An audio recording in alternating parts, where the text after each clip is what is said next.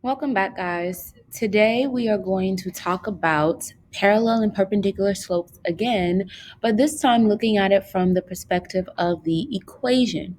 Now, yesterday in the video, you guys were able to use the slope formula to determine if lines are parallel and perpendicular. And today we're going to talk about what that looks like from an equation. All right, so there are three forms that we write an equation in. The first is going to be point slope form. All right, here's the equation for point slope form. Notice that slope is in the title of the equation, and so that means that the slope is already in this equation. So when we're looking for it, we don't have to do any work. We simply need to identify the value in front of the parentheses, and that will tell us our slope. All right, so the slope is in the equation. So an example, if I was given this equation, then I could look at this and I would know that my slope is 5 because 5 is in the position of m. If the equation is in point slope form, then the slope is always going to be in front of the parentheses. Here, the slope will be 1/2, or here, -1. You have to be careful. If there is no number in front of the parentheses, then that means that the slope is 1, and if there's just a negative, then we count that as -1.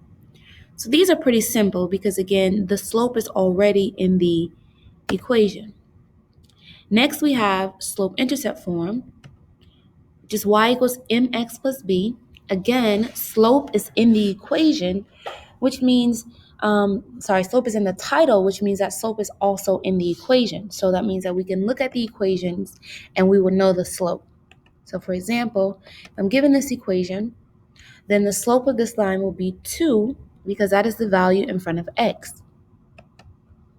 Here, the slope will be -2/3, and again here, 1. Remember, if there's no value in front of the x, we count that as 1. So these are the easier ways to identify slope because they're already a part of the equation.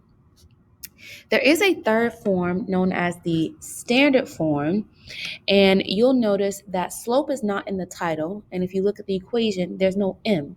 So this means that the slope is not in the equation, so we're going to have to do a little bit of work to find our m.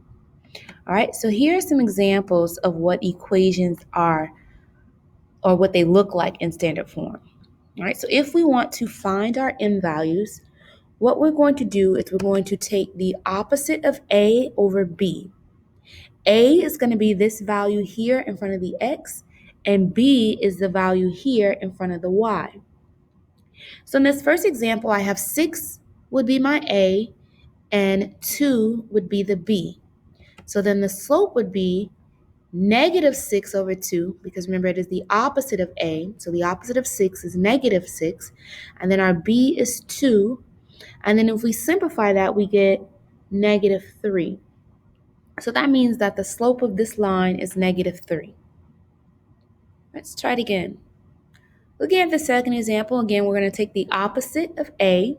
So the opposite of -5 is +5, and b is 3. Now there's nothing we can simplify here, so this just tells me that we have a slope of 5 over 3.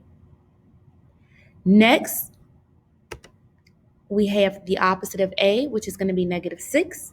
Our b is -9. Remember, everything takes the sign that is in front of it. And so these two negatives are actually going to turn this into a positive slope.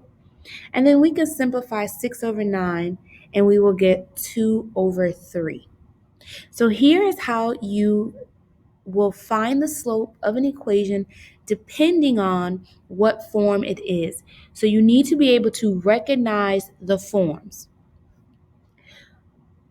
Point slope form is going to have the parentheses. Slope intercept form is going to have y alone. And then the standard form is going to have x and y on the same side of the equation. All right, so you need to make sure you know which form it is and whether or not the slope is there or if you have to find it. In the next video, we're going to look at some examples and be able to use this information to determine if our slopes are parallel, perpendicular, or neither.